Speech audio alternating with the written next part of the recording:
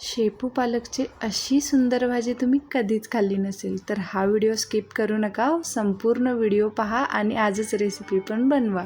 यासाठी एक शेपूची पेंडी स्वच्छ खुडून घेतलेली आहे. छोटासा पालकची पेंडी, अर्धी वाटी मूग डाळ भिजत घालायची आहे. भिजवलेली मूग डाळ पटकन शिजून जाते. पालक स्वच्छ धुवून बारीक चिरून घेतलेला आहे. याच पद्धतीने शेपूही मस्त धुवून बारीक चिरून घेतलेला आहे. दोन्ही भाज्या आता फोडणीसाठी एकदम तयार आहेत. फोडणीसाठी आपल्याला 8 ते 10 पाकळी लसूण लागणार आहे. तो थोडासा ठेचून घेतलेला आहे. तर त्याचबरोबर हिरवी मिरची, ज्या की आपल्याला लागणार आहेत 5 ते 7 हिरव्या मिरच्या बारीक चिरून घेतलेल्या आहेत. आणि एक मध्यम आकाराचा बारीक चिरलेला कांदा. साहित्य सामग्री रेडी आहे. तर चला लगेच पटकन फोडणी देऊन घेऊयात. फोडणीसाठी कढई छान तापवून घेतलेली आहे आणि 2 चमचे तेल घ्यायचं आहे. यामध्ये प्रथम लसूण घालायचा आहे, जो की आपण ठेचून घेतलेला आहे. बरेच जण कांदा पहिला घालतात, पण मला लसूणचा जो स्मोकी फ्लेवर आहे तो यामध्ये आवडतो, त्यामुळे पहिला लसूण घातलेला आहे. हलकासा कलर चेंज झाल्यानंतर आपण यामध्ये कांदा घालणार आहोत. 5 ते 10 मिनटं मीडियम फ्लेमवर कांदा हलका भाजून घ्यायचा आहे. तुम्ही पाहू शकता लसूण किती छान भाजला गेलेला आहे. कांदा आणि लसूण मस्त मंद गॅसवर भाजायचे आहेत. शेपूची भाजी तर आपण नेहमीच खात असतो, पण ही पालक घालून केलेली भाजी तुम्हाला नक्की आवडेल. त्यामुळे अशा पद्धतीने नक्की एकदा ट्राय करून पहा. कांदा आता आपला हलकासा भाजला गेलेला आहे.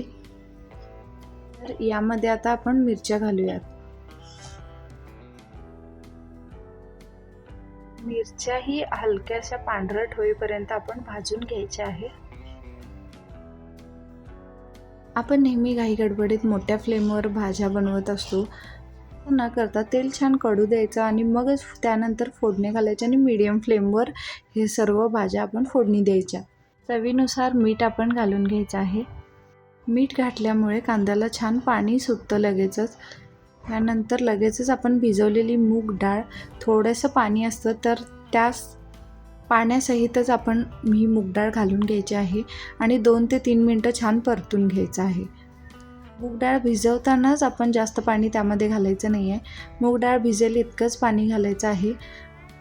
2 ते 3 मिनटं झाल्यानंतर लगेचच आपण त्यामध्ये पालक घालून घेऊयात. थोड्या प्रमाणात आपण यामध्ये पालक घालून घ्यायचा आहे.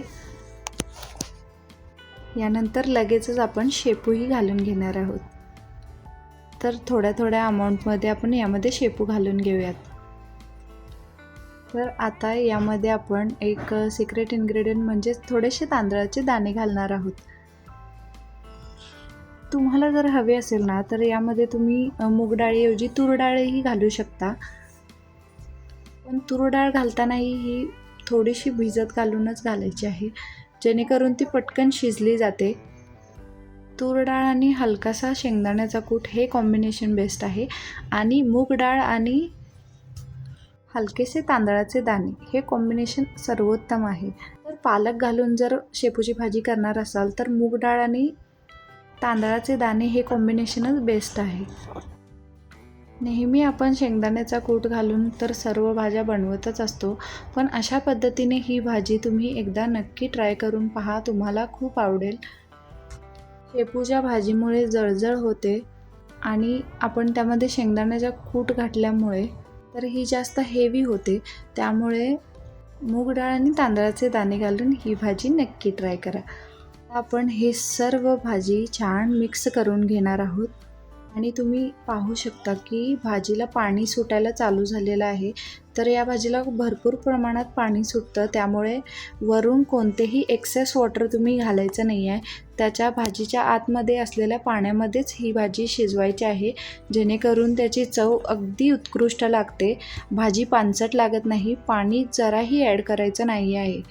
आणि भाजीचा रंग जर हिरवागार तसाच छान ठेवायचा असेल तर झाकण न लावता ही भाजी शिजवा. तुम्ही पाहू शकता या ठिकाणी कितपत पाणी सुटलेलं आहे भाजीला. भाजीला लगेच झाकण लावायचं नाही आहे, कारण ती गिळगिळीत होते भाजी आणि अगदी खूपच शिजली जाते. तर झाकण न लावता मंद आचेवर ही भाजी छान शिजवून घ्यायची आहे. व्हिडिओ आवडला असेल तर एकदा लाईक करून घ्या. हा भाजीचा ओरिजिनल रंग नाही आहे, काळजी करू नका. हा व्हिडिओ स्लो मोशनमध्ये केलेला आहे. भाजीचा रंग अगदी शेवटी तुम्ही नक्की पहा. भाकरीसोबत ही भाजी खूप उत्कृष्ट लागते. तर आता पाहू शकता हा भाजीचा ओरिजिनल रंग आहे, जो की आहे तसा राहिलेला आहे आणि भाजी एकदम मस्त परफेक्ट शिजलेली आहे. आजच नक्की अशा पद्धतीने भाजी ट्राय करून पहा. रेसिपी आवडली असेल तर चॅनलला लाईक करा आणि सबस्क्राईब करायला विसरू नका.